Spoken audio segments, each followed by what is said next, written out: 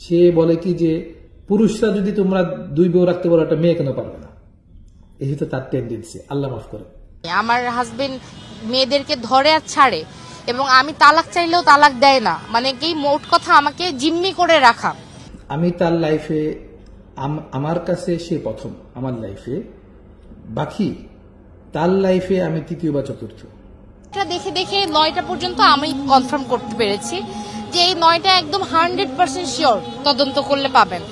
মুফতি তালহা এবং নায়িকা হ্যাপি এই দুজনকে নিয়ে সামাজিক যোগাযোগ মাধ্যমে গত কয়েকদিন যাবৎ ব্যাপক আলোচনা এবং সমালোচনা হচ্ছে।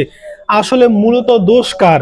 হ্যাপির দোষ নাকি মুফতি তালহা সাহেবের দোষ? চলেন আপনাদেরকে আগে পুরো ভিডিও ক্লিপ দেখাই। পুরো ভিডিওটি দেখার পর আপনার মতামত অবশ্যই কমেন্ট বক্সে লিখে জানাবেন যে আসলে প্রকৃত দোষী কে। সে বলে কি যে পুরুষরা যদি তোমরা দুই বউ রাখতে পারো একটা মেয়ে কেন পারবে না, এই হচ্ছে তার টেন্ডেন্সি। আল্লাহ মাফ করে। আমার হাজবেন্ড মেয়েদেরকে ধরে আর ছাড়ে এবং আমি তালাক চাইলেও তালাক দেয় না, মানে কি মোট কথা আমাকে জিম্মি করে রাখা। আমি তার লাইফে, আমার কাছে সে প্রথম আমার লাইফে, বাকি তার লাইফে আমি তৃতীয় বা চতুর্থ। এটা দেখে দেখে 9টা পর্যন্ত আমি কনফার্ম করতে পেরেছি যে এই 9টা একদম 100% শিওর, তদন্ত করলে পাবেন। 3টার তো কাগজ আছে আমি সহ, বাকিগুলো হচ্ছে উনি মৌখিক বিয়ে করে। আমি মুফতি বাদ দিলাম, আমি ধরে নিলাম তার সে একটা সাধারণ মানুষ। সেই মানুষও এরকম কিভাবে হতে পারে যে বিয়ে করব 2 দিন পরে তাকে টেস্ট করে ছেড়ে দিব। প্রথম হচ্ছে যে আমার সাথে তার বিয়ে, তো আমি তার লাইফে, আমার কাছে সে প্রথম আমার লাইফে, বাকি তার লাইফে আমি তৃতীয় বা চতুর্থ। আমার এক্সপিরিয়েন্স ছিল না যে বিবাহ লাইফ কেমন হয় কি, বা তার এক্সপিরিয়েন্স আছে যে এই বিবাহ লাইফ কেমন হয় বা কি, কারণ তার কাছে আমি নতুন না। আর এই আমার সাথে আজকে যে মুআমালাটা হয়েছে, এই মুআমালাটা এমন না যে নতুন। আপনি তার আগের হিস্ট্রিগুলোতে এই সেম মামলা, সেম অভিযোগ, সেম সবকিছু মামলা কি হচ্ছে, নারীদের আসেই 2টা পুঁজি, যে একটা হচ্ছে তাকে অত্যাচার করা হয় যৌতুক, আর একটা হচ্ছে যে তার পুরুষের চরিত্র খারাপ। এই 2টা পুঁজি ছাড়া আসলে পুঁজিই নেই। পূর্ববর্তী এবং মানুষ যে রুবেলের ঘটনাটা জানে, ব্যাপারটা এমন না যে রুবেলের পরেও তার আরেক জায়গায় বিয়ে হয়েছে, সে হয়তো আলেম ছিল না কিন্তু দিনদার ছিল, সেখানেও সেই স্বামীর সাথে একই ধরনের আচরণ। আমি ওই ফোনটা ধরি, খোলা পেয়েছি যেহেতু ফোনটা ধরে আমি মেসেঞ্জার এবং হোয়াটসঅ্যাপ দেখি। তো ওইগুলো দেখলাম অনেক মেয়েদের সাথে চ্যাটিং, অনেক মেয়েদের সাথে তার পার্সোনাল অনেক নোংরা চ্যাটিং। আমি তখন মনে হলো যে জাস্ট আকাশ থেকে পড়লাম, মানে এটা আমি কি দেখছি, মানে কার সাথে কি, মানে একটা জেনারেল, আমি কাকে বিয়ে করেছি, মানে আমার তখন ওই ফিলটা হলো। আমি 4 বছর পরে যে বিয়ের, তখন আমি প্রেগনেন্ট অলরেডি। তো ওইটা দেখার পরে আমি বললাম এগুলো কি, তখন বললো যে কেউ ওয়াইফ ছিল, কেউ এখনো একজন, তখন একজন ছিল, মানে যে রানিং। কিছুই জানি না আমি কিছুই জানি না তার, মানে তার যে এদিক দিয়ে এত কিছু, আমি কিছু এগুলো জানি না। আমি মুফতি বাদ দিলাম, আমি ধরে নিলাম তার সে একটা সাধারণ মানুষ। সেই মানুষও এরকম কিভাবে হতে পারে যে বিয়ে করব 2 দিন পরে তাকে টেস্ট করে ছেড়ে দিব, 4 দিন ব্যবহার করে ছেড়ে দিব। এই মানসিকতা, তার নিয়তটা কি? সে যদি এরকম হতো, হ্যাঁ আমার বিয়ে করার ইচ্ছা, আমি বিয়ে করব, 4টা বউ রাখবো, তাদেরকে ইনসাফের সাথে সুন্দর করে রাখবো, তুমি রাখো, সমস্যা নেই। ইতিপূর্বে তাকে অধিকার দেওয়া, 2টা তালাক তাকে অধিকার দেওয়া হয়েছে। সে 2 তালাক সে নিয়েছে, নেওয়ার পরে আবার সে ঘুরে এসে থাকছে, তার কিন্তু এখন অনলি লাস্ট তালাক বাকি। কিন্তু যখন বাচ্চা হয়ে গেছে এবং দেখছি আমি বাচ্চার প্রতি দুর্বল, বাচ্চাকে নিয়ে আমি যখন, এবং তার ফ্যামিলি ব্যাকগ্রাউন্ড জানার পর যখন থেকে আমি দেখতেছি না এইখানে আমার এই বাচ্চাকে লালন পালন করা সম্ভব না, নানির থেকে দূরে সরায়, তাদের থেকে আলাদা করে, এবং তার মেয়েকে আমি আলাদা করে, তখন থেকেই তার শত্রুতা শুরু। এবং এই যে তার মার যে অভ্যাসগুলো আগে শুনছি, আমার এখানে এসে আমি তো বিয়ে করছি তার মেয়েকে, আমার তো তার মাকে পালা আমার জন্য ফরজ না কিছু না, তার মেয়ের সেম অভ্যাসগুলো শুরু হয়। আমার ব্যাংকের থেকে কার্ড নিয়ে যখন তখন, মানে ওই যে ফেসবুকে যে বুস্টিং করে, সেখান থেকে কার্ডের নাম্বার নিয়ে, এর আগে ইতিপূর্বে 13 লক্ষ টাকা নিয়ে যায়, সেটাকে নিয়ে আমি মীমাংসা করি, সেই টাকা সে পরে ফেরত না দিয়ে পরে তার একটা জমি ছিল সেটা লিখে দেয়, এরপর আবার শুরু হয় একের পর লেনদেন।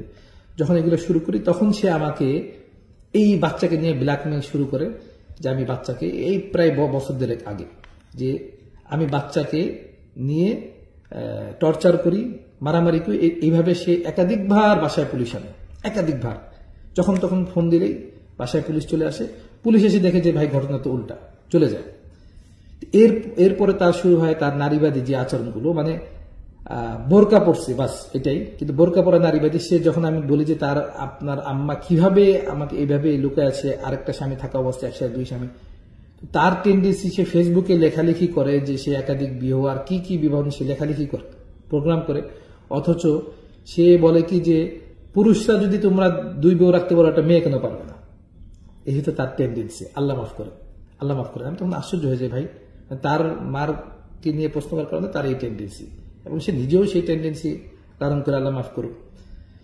তো এক পর্যায়ে যখন এটা নিয়ে, এবং সে বিভিন্ন ওলামা একরামদেরকে ফোন দিয়ে মাসলা নিয়ে এটা করতে চায়, আমাকে সেই যে আজকে যে তার উকিল বলল যে আমি বাচ্চার ক্ষেত্রে সমকামী, প্রায় 1-1.5 বছর আগের থেকে সে এটা মানুষকে প্রচার করে যে একটা বাচ্চা, 3 বছরের বাচ্চা, এখন তার বয়স 4 বছর 3 মাস, তার সাথে নাকি একটা বাপ সমকারী। মাউজুবিল্লাহ তাআলা মিনার, মানে কি ধরনের মানে মিথ্যাচার এবং নাটকীয়তা তার হইলে আল্লাহ পাক হেফাজত করেন। আর যেটা বাচ্চার সাথে আমি এরকম অনেক সময় হয়, খুব অস্বস্তিকর বলতে গেলে। আমি রুমে ও আর বাচ্চা যখন একসাথে একা থাকে, আমি হয়তো রান্না করে তরকারি নাড়া দিয়ে রুমের মধ্যে যাব, দেখছি যে ওর মানে লিপসে টাঙে মানে ইয়ে করছে। তো এইটা দেখে আমি তখন এগুলো কি, তো তখন বলে কি সমস্যা? আমি কি সমস্যা মানে এটা তো হাজবেন্ড ওয়াইফরা করে, এটা কি মানে এটা ওই না হলে না, আমার বাচ্চার সাথে কেন এটা করবে? আমার বাচ্চা জিব্বার এবং আমার কান্না আসছে বলতে গেলে, আমার বাচ্চাকে মানে এটা কেন করবে? এবং তাকে এটা নিয়ে কিছু বলতে গেলে সে আমাকে তখনও মারতো। এবং টাকা পয়সার ক্ষেত্রে তো আল্লাহ মাফ করবে, সে যে বলে যে 50 লক্ষ টাকা তার তার পুঁজি কোথায়, তার ভিত্তি কোথায়, সে কোত্থেকে, সে তার ইনকাম ট্যাক্স, সে কোত্থেকে, সে কি টাকা পাইছে, কোত্থেকে কি? এই যে বিগত 1 মাস যাবৎ সে লিখতেছিল গৃহবন্দী, এই গৃহবন্দী ব্যাপারটার মূল কি? সে আমার বাসায় বসে থেকে সে দুনিয়ার ফেসবুকিং করতেছে, সে সব জায়গায় যোগাযোগ করতেছে, সে বলতেছে যে গৃহবন্দী কেন? কারণ বিয়ের পর থেকে তার টেন্ডেন্সি এমন যে ঠিক আছে তুমি আমার হাজবেন্ড, বাকি আমি কোথায় যাব না যাব এটা আমার অধিকার, আমি কি করব না করব সেটা আমার অধিকার, আমি কোন পুরুষের সাথে যোগাযোগ করব না করব আমার অধিকার। যে টেন্ডেন্সি মানুষের নারীবাদীর হয়, সেম টেন্ডেন্সি তার। আমি আমার মানে আমাকে জিম্মি করে রাখা, আমার বাসা থেকে বের হওয়ার পারমিশন নেই, আমি কোথাও আমাকে আপনি আমার বাসায় দারোয়ানের কাছে যাবেন, জিজ্ঞেস করবেন আমি মাসে কয়বার বের হই। আমার আম্মার বাসা থেকে 3-4টা বাসার পরে আমি সেখানেও মনে হয় মাসে একবার যাই না। মানে আমার এরকম ভাবে এরকম আমার ফোনে কখনোই পাসওয়ার্ড থাকে না, আমার ফোনটাও এরকম মানে কোনো প্রাইভেসি ছাড়া। মানে আমি তো সাধারণ মায়ের মতো, মা বাচ্চা পালতেছি, সংসার করছি, রান্না করছি, টাকা খরচ করছি, বাজার কাকে দিয়ে করাবো সেটাও আমার চিন্তা। আর উনি সারাদিন ঘুম, মহিলা আর মানে সারা রাত জেগে মহিলাদের সাথে এসব, আর সারাদিন ঘুম, তার লাইফটা ছিল এইটা। কেন আসলে বাচ্চার প্রতি তার আক্রোশ? বাচ্চার প্রতি আক্রোশটা আসলে এটা দুইটা সাইড।